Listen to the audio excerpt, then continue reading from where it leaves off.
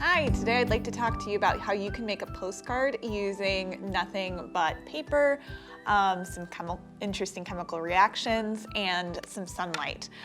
So we're talking about, it's been called sun printing or sun art or a few different other terms. The most classic term this is called is cyanotyping. So it's one of the original photographic methods where you have specially chemically treated paper.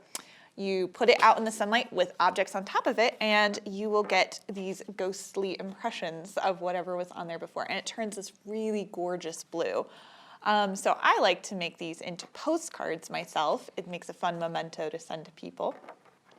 So what you'll need to do if this is something that you want to make is first you're either going to want to buy some of this paper. So you can either go online and search for sun print, sun art, cyanotype paper, and you can buy it pre-made, which is awesome. If you want to get into experimenting with it yourself, there are chemicals that you can buy. One of them that you're going to need is called ferric ammonium citrate, and the other one is potassium ferrocyanide. So of course, every time you're working with chemicals, please be conscious, read all of the instructions carefully, and follow the safety recommendations. But yeah, it can be really fun to play with because you can treat a lot of different materials. I myself got the chemicals, treated some watercolor paper, and it makes this really nice, heftier paper for things like postcards. One of the things that you'll want to do either after you buy your paper or you treat it yourself is then you're going to want to go find some cool objects that you want to make impressions of. As you can see, I've done scissors. There's a lot of interesting household objects you can use. A lot of people really love to use plants. So anything with an interestingly shaped edge, anything with interesting leaves structures and that sort of thing. But if you are going that route, one of my recommendations is get yourself a piece of glass or clear acrylic to put on top of it. I got this from a photo frame because I'm not going out and buying glass. So I just borrowed this from a photo frame.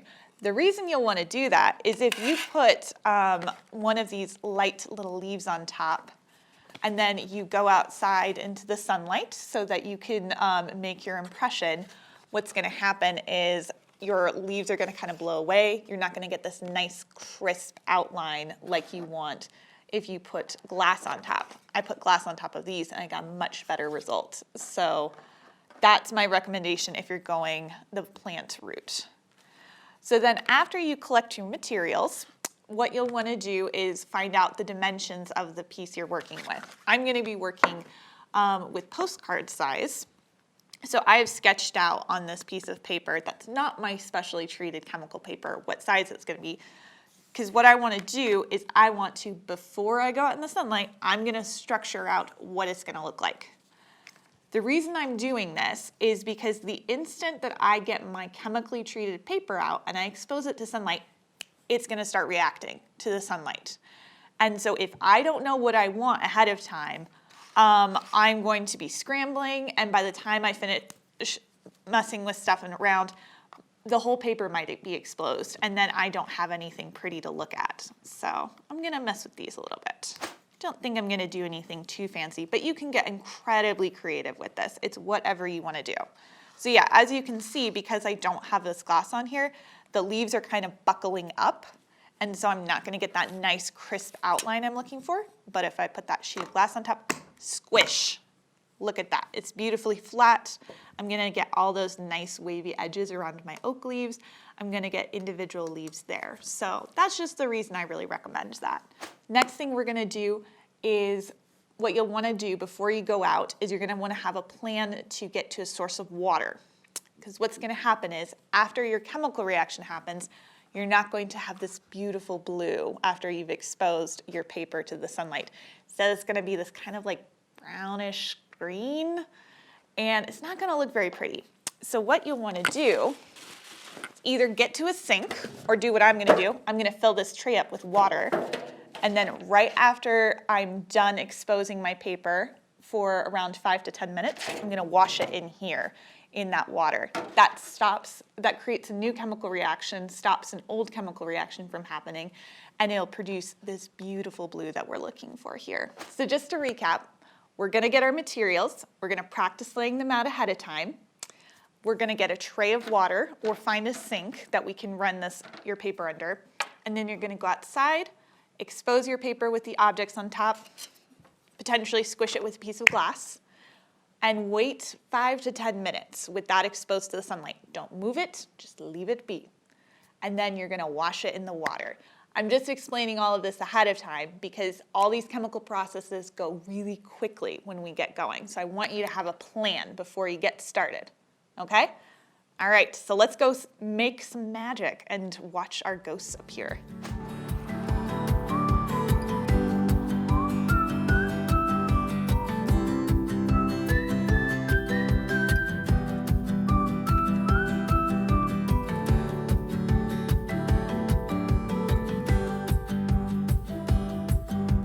Okay, we are done on our time lapse.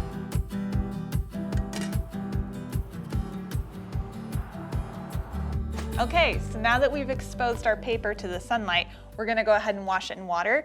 I've just covered my paper, the treated side over with a piece of something opaque, just so that it didn't get any more sunlight exposure. So now what we're gonna do is you're either gonna run it under cold water or go ahead and get a tray like I do, and we're gonna just start running it. And right away, you can see something is happening. And so the washing does take a little bit of time. You're gonna wash, you notice how the inside of the leaves here are kind of yellowish? We are gonna wash until the inside of the leaves looks white. So compare that to this one here. See how that's dark blue all the way around and white inside? That's what we're shooting for. So just keep washing.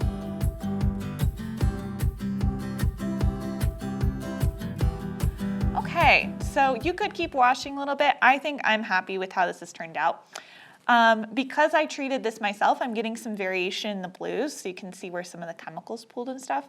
But the inside of my leaves are white, and this blue is gonna generally look darker once it is dried. But I'm quite happy with how this turned out. The oak leaves, not my favorite, but I really like how this leaf turned out with the individual leaves.